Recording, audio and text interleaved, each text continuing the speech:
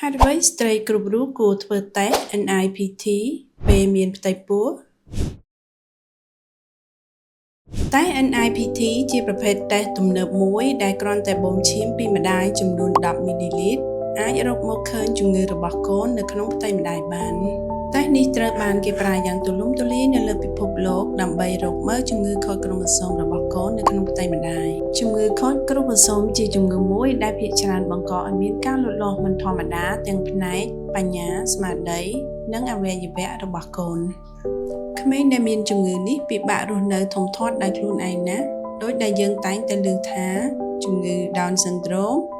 Edwards syndrome និង Patau syndrome ជាដើមជំងឺទាំងនេះបណ្ដាលមកពីគ្រូម៉ូសូមលើគូទី21ទី18និងទី13មានរហូតដល់ទៅ3ដែលជាធម្មតាមនុស្សយើងគ្រប់រូបមានគ្រូម៉ូសូមនៅជាគូគឺចំនួន2អ្វីដែលល្អមួយទៀតសម្រាប់តេស្តនេះគឺស្ត្រីទាំងអស់អាចមកធ្វើតេស្តនេះបាននៅសប្តាហ៍ទី10នៃកដែលជាឱកាសមួយជួយក្នុងការសម្រេចចិត្តទុកឬបញ្ចុះកនៅពេលឃើញមានជំងឺនេះកាន់តែទំនើបរបស់តេស្ត NIPT នេះគឺតេស្តនេះអាចរកមើលជំងឺគ្រូម៉ូសូមទាំង23គូរបស់មនុស្សយើងនិងការរកមើលការដាច់អង្កត់តូចៗរបស់គ្រូម៉ូសូមរហូតដល់ទៅ140មុខផ្សេងទៀតសម្រាប់ព័ត៌មានលម្អិតសូមទំនាក់ទំនងមន្ទីរពិសោធន៍ Biotra តាមរយៈលេខទូរស័ព្ទ012 444 606និង016 444